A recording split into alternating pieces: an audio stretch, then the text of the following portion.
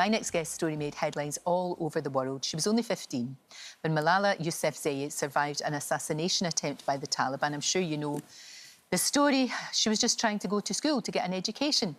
Well, her mission became to fight for girls and women everywhere. She became the youngest person ever to win the Nobel Peace Prize. Well, now, in her new book, Finding My Way, she wants us to know the real her and joins me now. It is so good to see you, Malala. Thank you so much for coming in.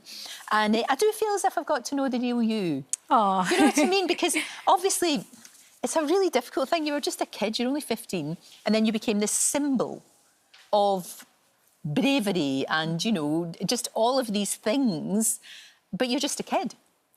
yeah, I mean, the world came to know my story when I was only 15 years old. And at the time, I didn't know myself. Yeah. But I was getting defined as brave, courageous, an activist. And I thought I had to live up to all of that.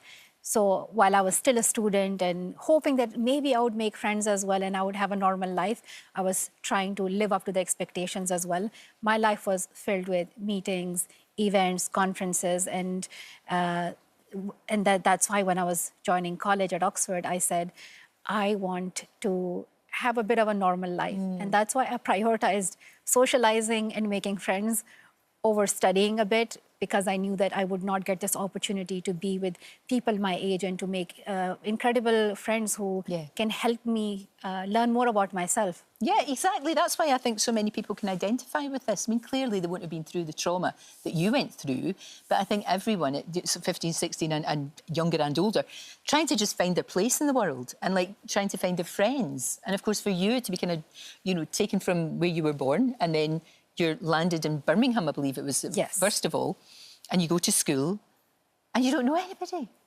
And they feel that they know you, but they don't really know you. They know what you stand for, what people have said that you stand for, but they don't know you as a person, and that's really hard. Yeah, so I joined a high school in Birmingham and I struggled to make friends. I was a lonely student there because it was difficult to adjust to the new culture and be that old self that I was in Pakistan. I missed my friends from Pakistan a lot and I would talk to them all the time. And I wanted to see a bit of that back in this new life in the UK, but it was really difficult and challenging. By the end of my high school, I had made only one friend. And that's because she fell out with her other best friend. Jeez. But that's why in college, I remember even when I was packing, I wanted to put in some fashionable, trendy clothes so that I could fit in among the students.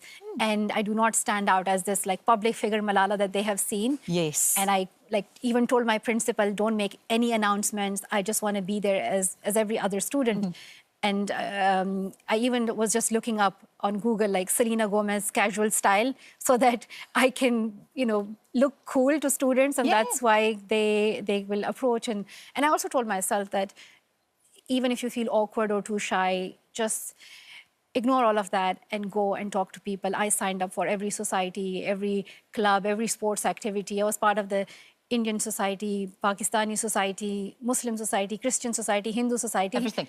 Because I wanted to be everywhere to meet as many people as I could. And just meet as many people and get to know as many people and make friends. Yes. But it's a difficult one, isn't it? Because your parents are very protective of you, of course they are.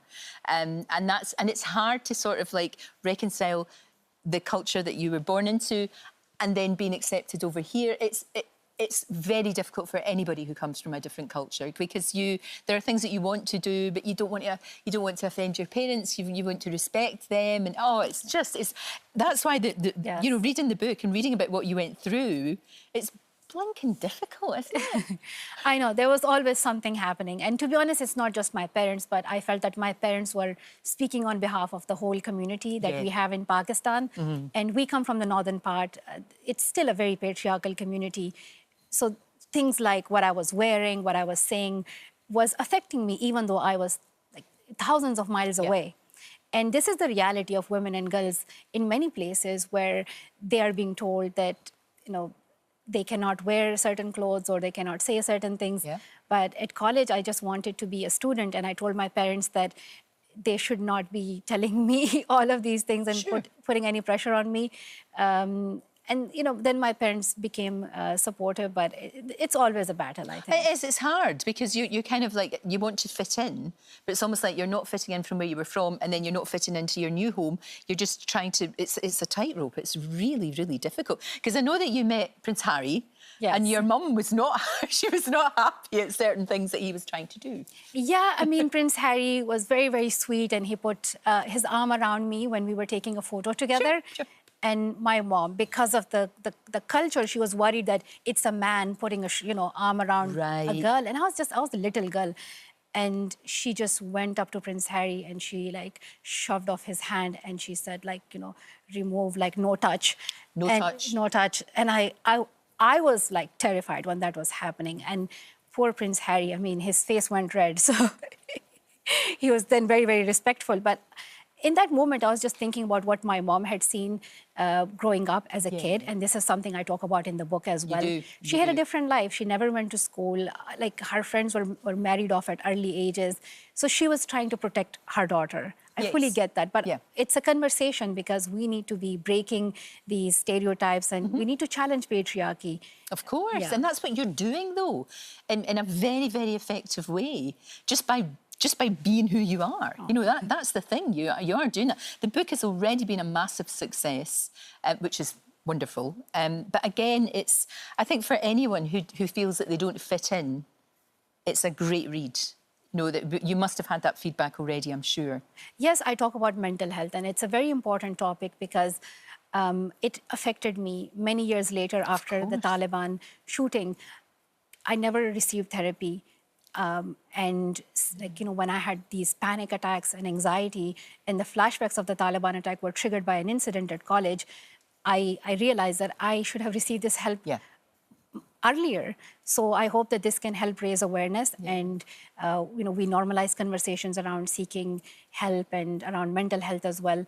And at the same time, this book is for all those people who might feel that they are alone and they can't figure out everything, they don't have all the answers. I just want to tell everybody that I have felt exactly the same way, even though I'm expected to have all the answers to every question. We are all growing the same way, we're learning, and my college years, my life, since then has been incredible. I have learned so much and I want to share a bit of that. And this is my reintroduction, not as a symbol, but more as a young woman learning more about herself. No, exactly. And you've got a fantastic marriage. You've got a lovely husband, which is great, which is really good. I know how supportive he is of you. But still, to this day, you still have protection. I mean, you've got protection officers here. You still have to have that. And that's just, I guess, become part of your life.